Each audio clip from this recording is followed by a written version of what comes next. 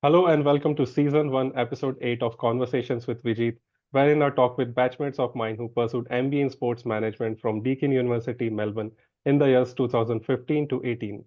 For this episode, I'm honored to have Sunaina Jaswal as my guest, who is joining me from Australia.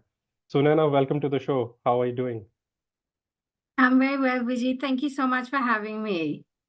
It's a great initiative with what you've started. Like, I think I wish we had something like this where we heard people talk about their experiences. So, yeah, I really hope that with whatever we discuss today, that some the viewers can take something away from it, and hopefully that would help them in their career path, especially if they're getting into sport. Yeah, right. I think you like hit the nail on the head because even when we were looking to do this course, there wasn't much information from like kind of first-hand information at that time, and I think from India, not many people had done the course by that time. So yeah, I think it should help people who are thinking of pursuing this course or maybe the same course in some other university as well. Yeah, Of course, no, yeah. down on that. Yeah, all right. So I'll start with the first question. So, can you shed some light on what you were doing before choosing to do sports management at Deakin, and how do you choose Deakin? So I'll do the first part of the question. When I was working for PVR in corporate communications, when I actually started looking into, getting to a point where I wanted to pursue sport as the next step in my career. I come from like a PR and a marketing background, so yeah, I was within media and entertainment, and prior to that I also worked with an events company. So I did work for a good 3 years after my bachelor's, and that was I did my bachelor's in sociology as well. So I think I will come to that when we talk about what I'm working with at the moment, because just having that theoretical knowledge in sociology with the kind of work that I'm doing now in gender equity and sports. So I think it's really interesting how life has come one big circle. But yeah, when I did start looking into pursuing something in sport, because I obviously, like many of us, we've been passionate about sport. We've come from playing from playing background, and I think we just reached a point where I was like, okay, where I'd love to understand more about the business of it. And I looked at a few options, and honestly, it came down to finding not just a course, but even a country, and um, like all the different aspects that work for me. So, I looked at Spain, and I think there was Switzerland, and they were Yeah, like, oh no, one place was too cold, one place had a language barrier. So there's so many things that you rule out. So, but I guess that's also part of the process. And then Deakin, and they had a office in India as well, which made yeah, it really easier for so many of us, because just to have that direction, because you really don't know where you're heading with it. So that was actually really good to have. right. And then, how was the whole application process? Be From applying what for I remember, visa I and think yes. Yeah, so, it was there. So from what I remember, it was like a tedious process, because we had to, start getting all that paperwork and looking uh, in for all these documents you put behind a cupboard for years. But um we did get there. I think the application made about, just we had that support a lot, and then with from the India office in Deakin, and then I think they sent us to IDP for the visa. So yeah, there was like a whole process that went on for, I think, a long time. And I was initially looking at this from 2013 to 2014, and considering probably coming a year before, but then I pushed it back another year for personal reasons as well. So yeah, finally in 2015 is when I moved. So yeah. right, yeah. And how was the whole experience doing the course? Did it meet your Yeah, expectations? the course was, I think personally for me, I tended to enjoy some units a lot more than other units. Also, when you do have, I guess, that practical experience in events or PR, and likewise for somebody who comes from a finance or a governance, background, like you tend to enjoy those units probably a little bit more. And same was for me. But the course, I guess it's a great starting point for people who want to understand just sport as a product or like a business, or how can you, and the different things, because very often when you're not working in sport, all you see is the events, all you see Yeah. is the high performance side of it, all you see is, especially with like IPL and, with so many different events, there's so much going on with, but then when you come in and actually study it, I think you realize that there's so many different aspects, from governance to sport law to R&D to, there's just so many things that you can explore, media. So yeah, I think that process was really interesting, because I knew I came from a PR and marketing background, and when I actually joined, I actually thought that was the trajectory that it's going to go. And it was very interesting when I started understanding, oh, there's the different aspects to it, and I found that primarily pretty good. And I think in terms of meeting my expectation, I think there's certain things that I really enjoyed, and one of them was the whole process of collaborating with people in projects, because again, for me, it was so interesting, like what my thoughts were, and you're constantly learning, because people are coming from different parts of the world, even though Yeah. we had so many people from India, and of course we all came from different backgrounds, different interests, very different, just diverse. So I really like that process, because my team was like, let's say Manchester United, I was just so focused on that. But like, oh, somebody is like, oh my God, you're doing, like, there's another amazing CSR initiative that Barcelona is doing, and why don't we write about that? And so yeah, it's just for me to grow that knowledge base. So yeah, I'm constantly learning. So I thought it was good. And meeting people, networking, I think that was the best Yeah. part for me. Right. Yeah. And how was your life during the course? Can you shed some light on what you did as part-time work and volunteering? I think for me, the in terms of volunteering, I try to stick to stuff that I knew wouldn't be as time consuming for me. So, as a, for example, I volunteered to be the PR, like go to like manager or coordinator position at the Deakin Graduate Business Society, just help out this society a little bit. But that was fun for me because I had that, experience, but at the same time, it didn't take up too much of my time. And then I did a couple of internships, which for me were great. I think those were some really good key learning moments, where I did an internship with Cycling Victoria.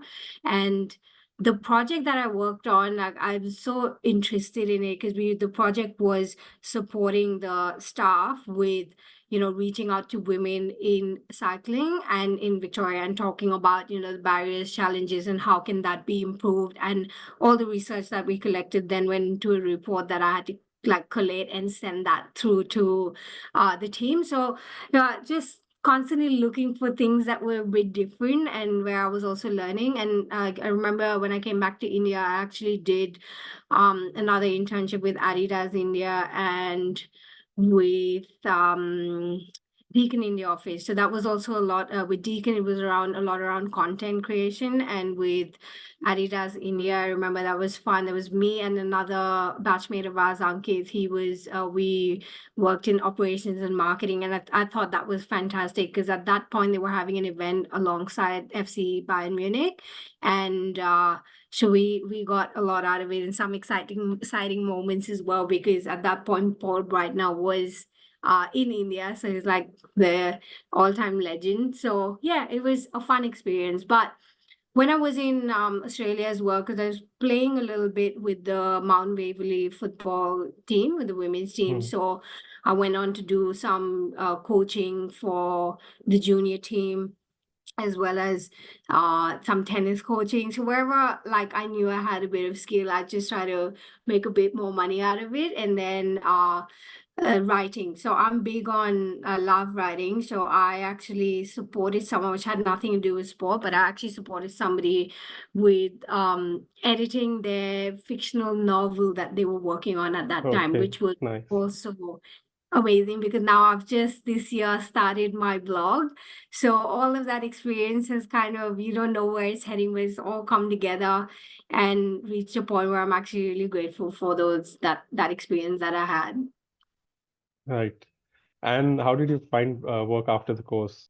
Yeah, well, that wasn't easy, but when I first got out of university, I was in Melbourne and looking for jobs in Melbourne, but I was finding it very challenging to find something that I wanted. So I guess I just wanted to approach it from like a different way and then started looking outside of Victoria. So um, I kind of put my goal, like I just knew that that was going to be my goal. I had no idea how I'm going to get there, which was the Gold Coast 2018 Commonwealth Games. And I was like, okay, I'm just going to move and I'm going to go there. Like, obviously, it was an opportunity for us to travel a little bit as Mm. well. And I thought, given we were only in Victoria for so many years and Yeah. hadn't lived anywhere because of university, I was like, okay, I don't know if I'm going to get this opportunity again. So I actually moved to the Gold Coast and started working. Even then, for the first 6 to 8 months I spent, I think you've got to invest on, you've continued to invest on yourself. Like, even though you've spent so much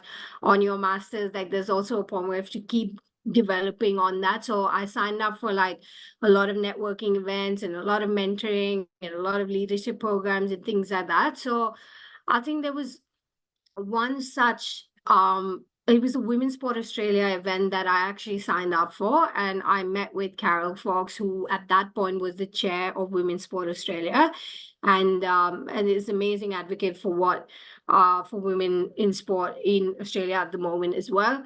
So I remember the smallest thing that she did for me was to connect me to my mentor, which was Lauren Penny. And I think for that, like, and sometimes it's the smallest things that you do for somebody. And I, till date, whenever I see her, I always tell her that, you know, what you did, just connecting me to Lauren actually changed the trajectory of my life.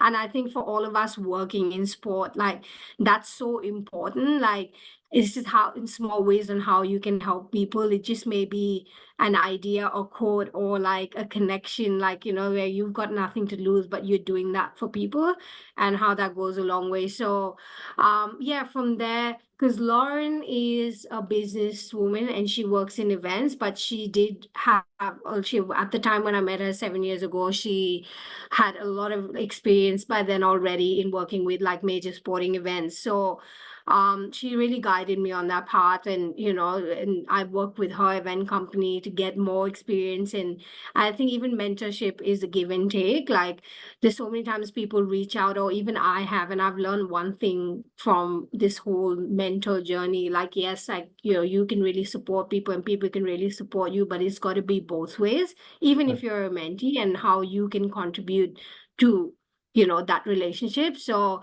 that was my takeaway. But till date, like, now I think it's grown into more of, she's like family, like she's like kids and everything now. And it's like that relationship is, obviously I'm constantly learning, and she's, and both of us are like throwing ideas. But and in saying that, like, that was the first of many. And through the process of my 7 years, whether that was working in tennis or in, you know, in different sports in different times of my life, you have different people who come and go, who either as guides or mentors, and all of that just adds to it. So I've really tried to make the most out of those experiences, whether I'm in a mentor position or the other one.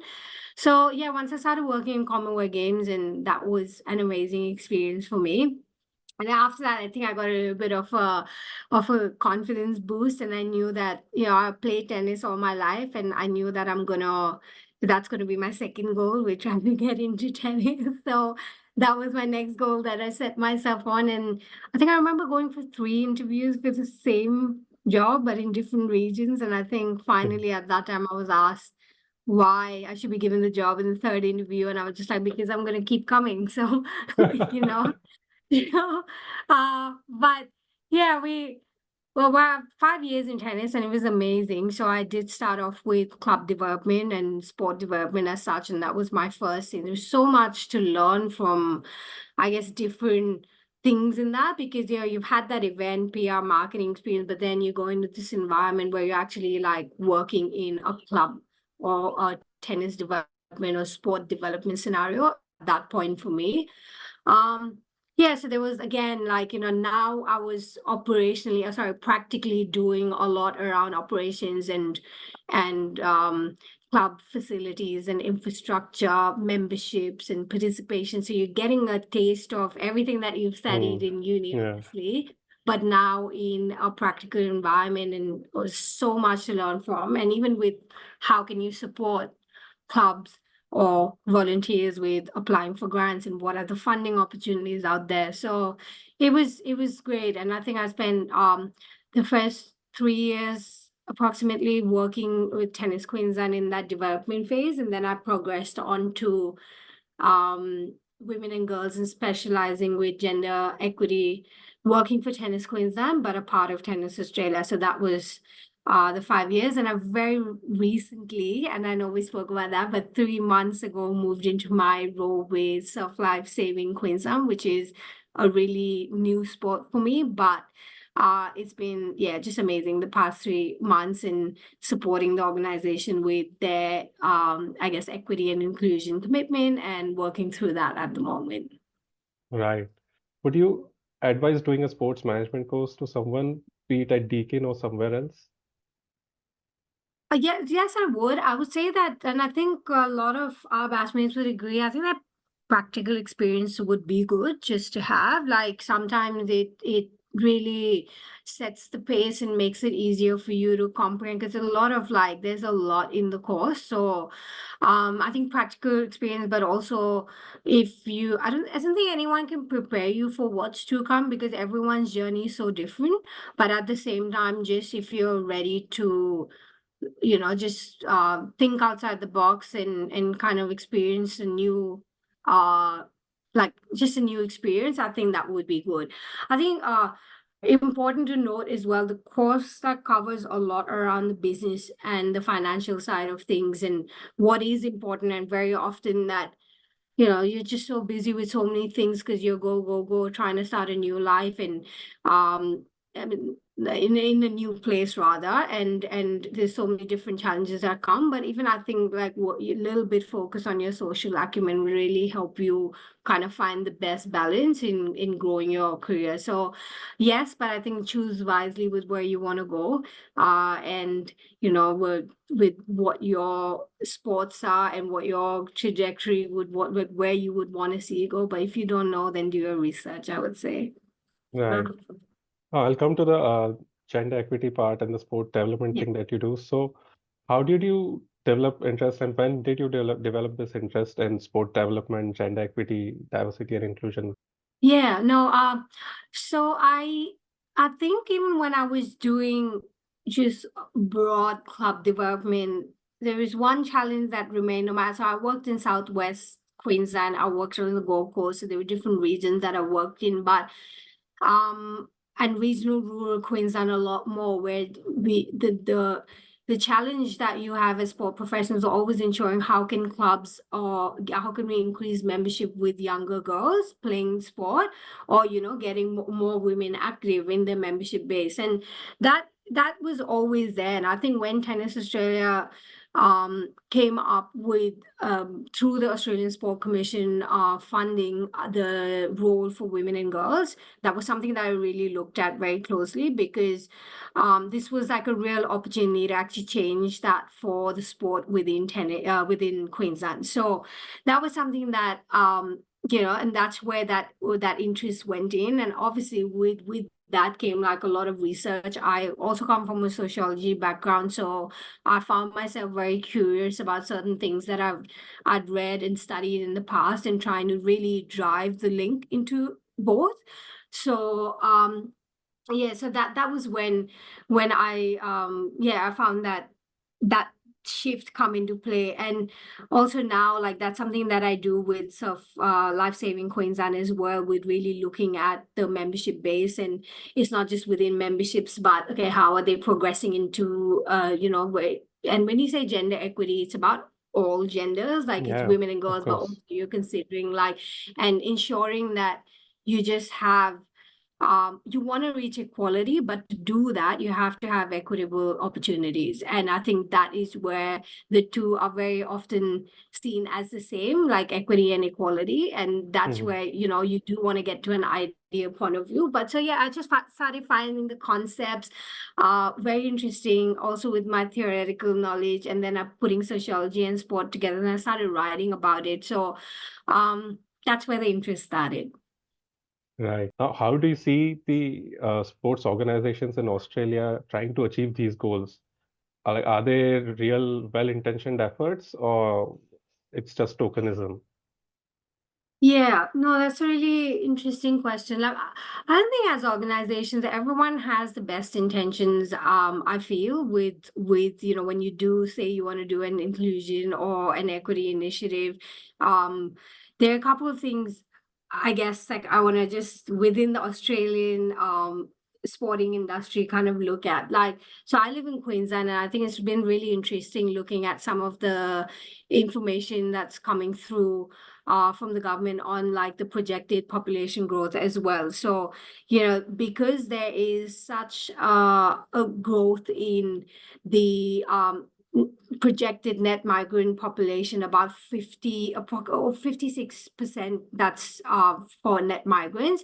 And even with people with a disability, when you're talking about diversity, we're looking at 1 in every 5 Queenslander that has a disability. So you could just start seeing the changing population, and I think that's why also like there's this demand for, okay, but how do we get other groups, or how do we get more people involved? And I worked in like sport development. There was a lot around issues in succession planning, volunteer burnout, lack of memberships, or seeing a decline in memberships, and so many things that challenges that come with different demographics and different things. So I think there is overall this need for just acknowledging the changing demographics and trying to see how we can increase participation in sport. The other one for us, which is really big, and I'm speaking very specific to Queensland at the moment, but obviously that would be a nationwide thing, would also be our pathway to the Brisbane 2032 Olympics. Like, I think as part of the Elevate 2042 strategy that the government has now come up with, the main thing that, I mean, the core thing that we're talking about is by 2042 that we want to live in an inclusive, sustainable, and connected society with more opportunities for everyone. So I think that in itself, as a commitment, that's going to drive a lot of funding now that is going to be aligned to, we have 10 years, but even beyond, you want to see sustainable change. So in the next like 2 decades, what are you looking at? So there again, like with things like this, funding from whether that's the Australian Sport Commission, whether that's sport and recreation, like there's a lot that's coming through, not just with programs and more programs for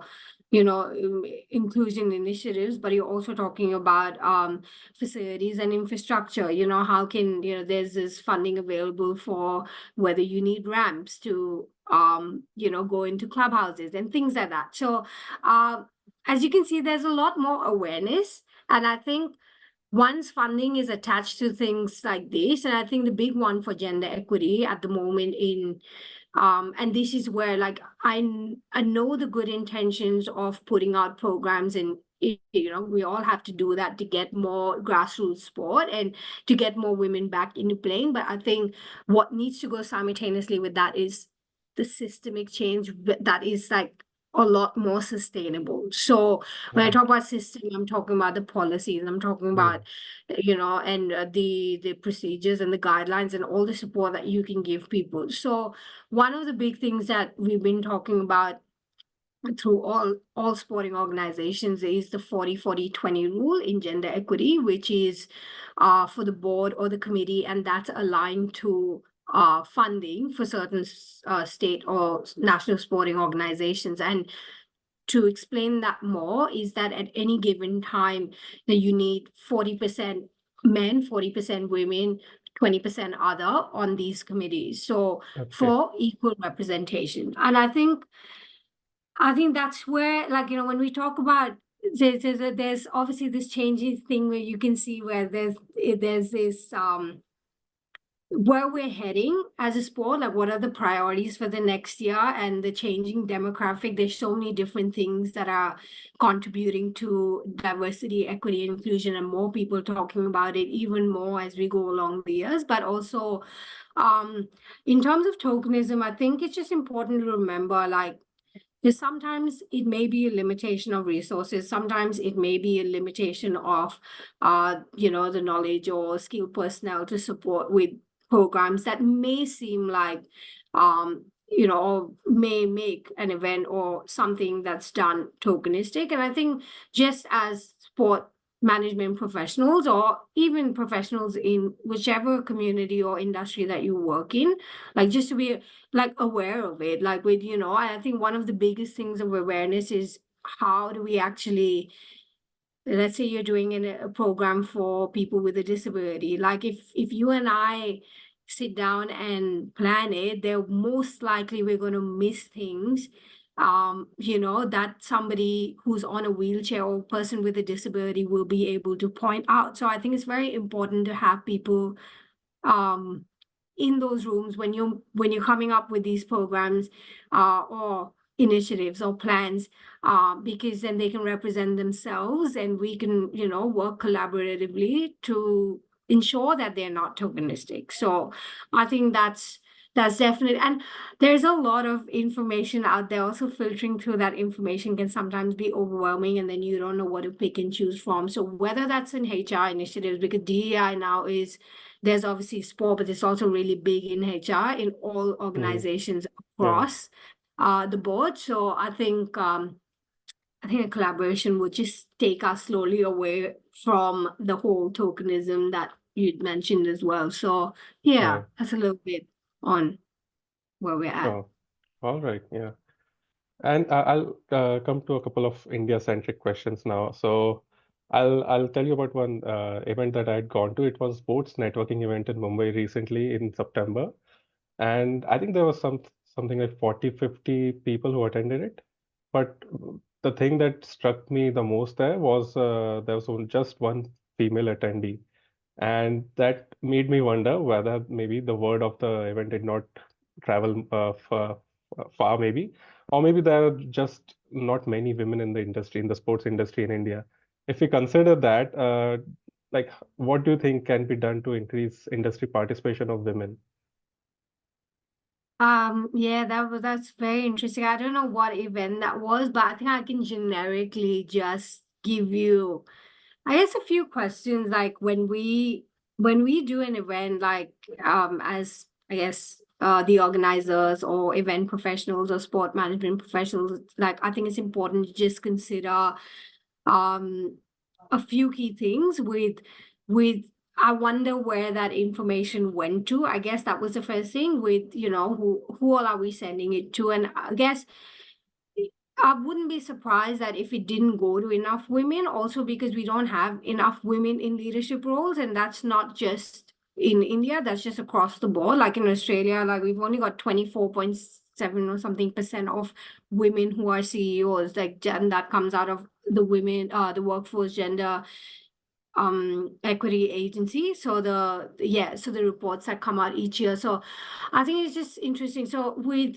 where the information is going, visibility is key. So how and where are we promoting these events? Are we promoting these events with organizations, in collaborations with organizations that are doing so much work for women and girls already in sport? And I can think of a few in India that there is a women's sport India, like Women's Sport Australia, and Nidhi works for another company that Yeah, she's spoken about on your podcast. So I think it's just important how and where you're promoting it. Who your partners are. I think what kind of collaboration you have to ensure that you have, again, equity in or diversity in your audience. What are the other, like, what topics are you discussing at the event? Do you just have one panel that is women in sport, or do you have, and that's full of women, or do you have like different panels where a woman's perspective is on each of those panels, in just ensuring that, and they are promoting those events. So even as yeah, panelists, I think, again, another one is also there's a lot of focus with high performance, and I've found that many times like that can be a bit of a disconnect with people who actually work, as much as it's exciting, like to hear someone speak about their journey, but at the same time I think we've had those opportunities as well to hear stories of athletes and things like that. What an administrator probably is looking for is another woman sharing her journey and talking about the barriers and the challenges, and how are we getting that information out there.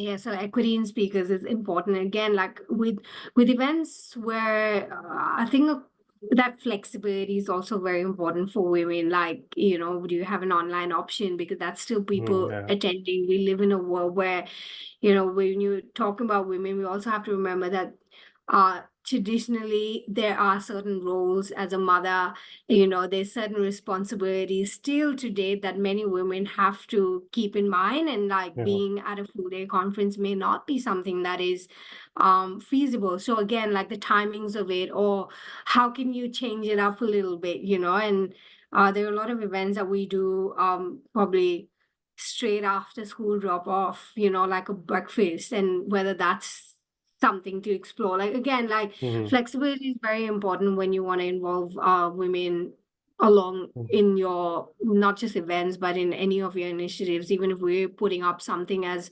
organizers, just having that perspective. And what is, I guess, the call to action for them as well? Like, you promote an event, we've got a theme usually with a sporting event, but what I want to know is what am I going to get when I come to this? Because I've been to so many conferences, I've been to so many like events that like what am I going to get out of it, that as a management professional, when I go back I can put that into my work. I think we live in a world where everyone's so time sensitive, Yeah. so like call to action is also important. But yeah, I think just a few I'm hoping that that grows a lot more, and that they can attract the right way. I think another thing is, just with men and supporting them to being advocates and male allies, and how can we do that Yeah. better, and how do we communicate that better. Like, I've had amazing role models in my life for men, including my dad. Like, he supported me in getting into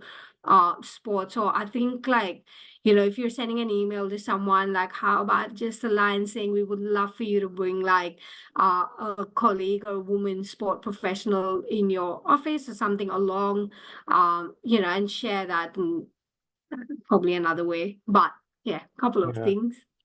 Right. Some really good points over there. And even on my podcast, I try to have that balance, gender balance, but I've not been able to do that. I don't even, maybe because we didn't have as many females as part of our course at that time. That is one of the reasons I would say.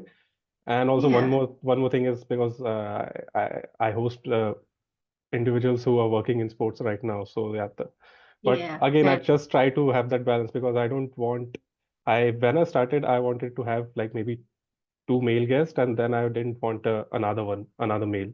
yeah. But But I've been that's struggling a bit to right do that. there, like, and that's just having a gender lens. Like, that's such a big thing as a someone who's hosting a podcast, just having that lens. And if everyone had that with even a policy or a procedure or an event, then you're constantly thinking about everyone, like, and it's not just in gender, but even like if I'm organizing an event and if I totally forget to think about how are people going to come to the second floor if there's no accessibility, or the lifts are not working, Hmm. or things like that, Yeah. and that's again like a DEI lens too.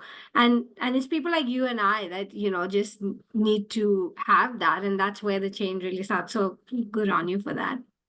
Thanks a lot. So Sunana, next up again an India-centric question. Recently, the Indian Parliament they passed the Women's Reservation Bill, seeking to reserve 33% of the seats in the Lok Sabha and state assemblies for women. So, how do you see that? How do you see this reservation for women as a female? Don't you think it undermines merit? That's a good question. I get the questions around merit quite a bit, especially in the role that I do. But in this instance, I think it's a landmark like bill that's been passed, because with one third of the seats being reserved for women, because I don't think it's new in India to have reservations. Like Yeah, I know for the longest time there have been reservations around SCs and STs, and just with somebody looking at the representation that is there and the kind of like decisions that are made there for women and women's right. I think, as I was saying before, like it's important to have representation of the people for whom rules and regulations and a chunk of like information is rolling down for. So yeah, reservation, as I said, it's just not new in India. I actually, like many other countries, have that for and mandates in parliaments and within sporting organizations now, as I mentioned to you, with the 40-40-20 rule, with certain organizations changing, even sporting constitutions to, I guess, have that systemic change. But this, as I see it, is a form of disrupting, I'll just say kind of changing the system from the way it has traditionally done things. And I guess it's just shouldn't be seen as numbers for numbers' sake, because this is where the whole conversation, or you just want so many people because of numbers' sake. But it yeah, also, I guess, with the research and with the success that we've seen with organizations or countries that have outperformed because of diversity in their parliaments or organizations, and all of that comes from the fact of representation and having unique perspectives on a certain issue, so you can talk through those issues to get to a point which works for the people where it's going to impact the most. So I think when decisions are being made for women in the parliament or anywhere else, I think it's important for women to be part of the discussion. Now, what comes up when you advocate for change, or advocate for change in any environment, I guess, is like, are we not undermining merit? And I think it's a very interesting topic. And as I mentioned, like there have been many conversations that I've had, especially with change management or with what we're trying to achieve in the sporting industry as a whole. And I think in this case, we, especially with India at the moment, we need to remember that the system was actually traditionally built by men for men, because that's how it started. We all know yeah. our history. So I think, how do you, like, if not for quotas and mandates that has been passed in the reservation, how are you going to bring Mhm. in women in and different voices into a system that has historically actually not been inclusive of women? Yeah, Because if it was and I guess, again, the conversation you and I, and we can have a long conversation on this, like, I think, do all of us actually believe that uh everyone in their current positions, no matter what gender that they come from, like, are they there because of only merit, or and what is that merit? I guess it's very subjective. Like when you look at mm, merit, when we're asking you, well, it could be merit on the basis of your skill, it could be merit on the basis of your experience, it could be merit on the basis of the network you have, like what support you've had, what yeah, systems and support you've had that somebody else could not have had because of financial or any other different barriers and challenges. So then it's a question that we get a lot, but at the same time, because merit can be so subjective to the person looking at that position, I think mhm, that's where when I'm asked, especially in a sport related role, I, out of all people, believe that the right person should be there, or in a committee or in an organization, or for whatever position, the right person needs to be there. But for anyone who brings up the conversation on merit, my first question would always be, I'd love to see like a list of things that would be meritorious in this position. And with so much funding and so many programs and initiatives that we're doing, we need to ensure that, okay, yeah, like we with their operational skills based program, training, there's education, there's awareness on even within roles, or how can you support different people. So then let's talk about what is meritorious mm, and kind of go through that, and even open to that. Like it's, I think, a very it's a conversation that we need to talk about a lot. And I think just I heard this example, and the reason and this is where it's really supported me in my conversations as well. Where I was hearing a podcast by Michelle Redfern, and anyone who's interested in knowing more about women in sport need to listen to it. It's Advocating Women in Sport by Michelle Redfern in on Spotify, and she was interviewing Kerry Harris, who's the chair of an non-for-profit organization, Women on Side, and there was a discussion around merit, and she gave an example that I love so much, that in 1921, the FA actually in England banned women's football. For that was its immediate reaction to the growing popularity of women's sport, Mm. women's football, Yeah. 1921. And where did that set women's football? Like, I mean, decades behind. And I know we've come a long way again, but at the same time, when you compare it to men's football, that's still decades behind. So Yeah. I guess my question again goes back to, it's interesting what happened to merit there, and in so many instances of, amazing performances by women athletes, but uh, that merit didn't come up then, I guess, as an incentive to promote the sport or to promote more women playing. So, and I guess, would that decision have been made, and that is just one example, if women were in the boardroom or wherever the decision was made with, and if they would have had a say in, what the outcome of that in 1921 would have been for the growing popularity of women's football in England. So, yeah, it's very interesting. Yeah, I think that's a really good point because there have been, you can say, injustices that have been done over the past, like maybe a century or even beyond that. So Yeah, maybe you need to bridge that gap faster now, and reservations could be a means to do that. Because there was one section of women which I think I read an article at that time in one of the newspapers in which the author, she said that we don't want reservations because it's kind of like we don't want something to be given to us just like that. We yeah, want to work for it, and we don't want such kind of things, which I felt like, okay, this is also another way to look at it. another, Yeah, yeah. but I yeah, understand and appreciate it. Like, I as a woman want to get where I want to get on the basis of like my experience, my skill. And but at the same time, like, that's where equitable opportunities come in. If we, I guess, allowing for the system to open up opportunities, that's all it comes down to. And in saying that, yes, like, because as you mentioned, that it may be a faster process, and because of the need for, and there's been so much that's happened in the last decade, even in sport, if you look at it, like the growth of the Women's World Cup was a perfect example of that being held in Australia, but the outcome of it and the legacy of it has actually now encouraged, there's more funding, there's more I guess accountability, there's certain things that people need to do, and certain conversations that need to be had, and certain decisions that need to be made to fast track, and if yeah, I say there's so many different perspectives to a discussion, but I necessarily would not see that as something that is, because again, as I mentioned, I feel merit is very subjective to the person who's mm, saying it.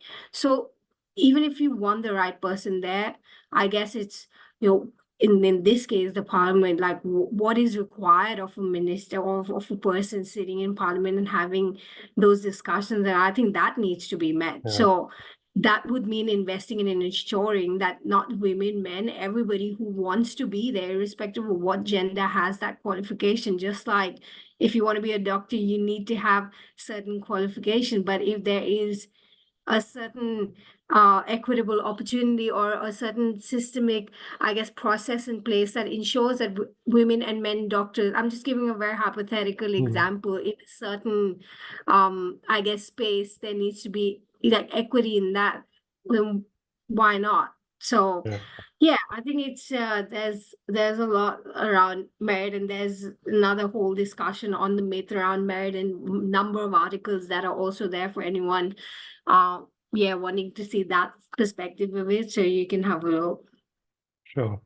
I think we can talk a lot more on this topic, but I'll Yeah, move a move to lot. the next question. Oh, what three traits or would you like say that one should have to excel in the industry? Okay, so I think being this is I'm trying to think of the quick 3 points because conscious of time. I'd say sport is like extremely niche as an industry. So everyone knows everybody. I think just be conscious of with your networks and grow and have a learning outlook because it's forever changing, and a part of that would be being inclusive and a transformational leader. I think that's very important. Just remember that being a manager is different to being a leader, and if you can grow yourself in that space, that would be amazing. And for me personally, I always say stop, because there's so much happening. Stop and pause and just be grateful for having the opportunity to either being involved or working in sport. That's something I always try to remind myself, because it's just, yeah, there's just so much and so many things that we can do, but by the end of it, we're working in an industry that we're passionate about and wanted to work in. So yeah, those Yeah, would be three key ones. right. And what's ahead for you, Sunana? Any short-term, long-term goals that you have set for yourself? Well, at the moment, there's been a significant change in my work environment, so I am really enjoying settling into the new organization with Self Life Saving Queensland. There is some amazing people that I've met, so I just want to keep like challenging myself. There's a sports side of it, but the organization is really big. There's the commercial side of it, so I'm just trying to understand every part of it. So the next major short term, I think next year would be focusing on the strategy and implementing a couple of initiatives for women in life saving, as well as for other inclusion initiatives. So I'm looking forward to that. And personally, I think I need to write a little bit more on my blog. So I'm happy to share that link with you. But I do write on social issues and sport because I do enjoy that quite a bit.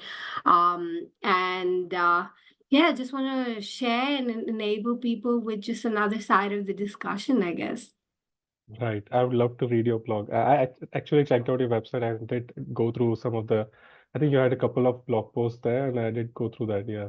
It's really Yeah, interesting. I could do better. I started this year, but I think I should write more. But I think with You a lot should, of yeah. changes, that could be like I'm not very good with resolution, but that could be my New Year's Yeah. resolution. So just to write a little bit more. But there's stuff that I've started writing on, yeah, just mainly social issues in sport and different barriers and why we need it and how can we work around it, I guess.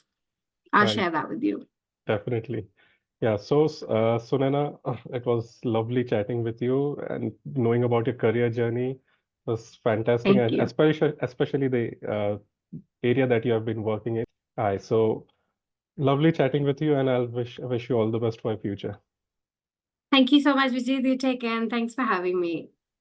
My pleasure. So that's all for this episode. And if you enjoyed watching it, do like the video and do subscribe to the channel for more such videos ahead. Until next time, bye bye.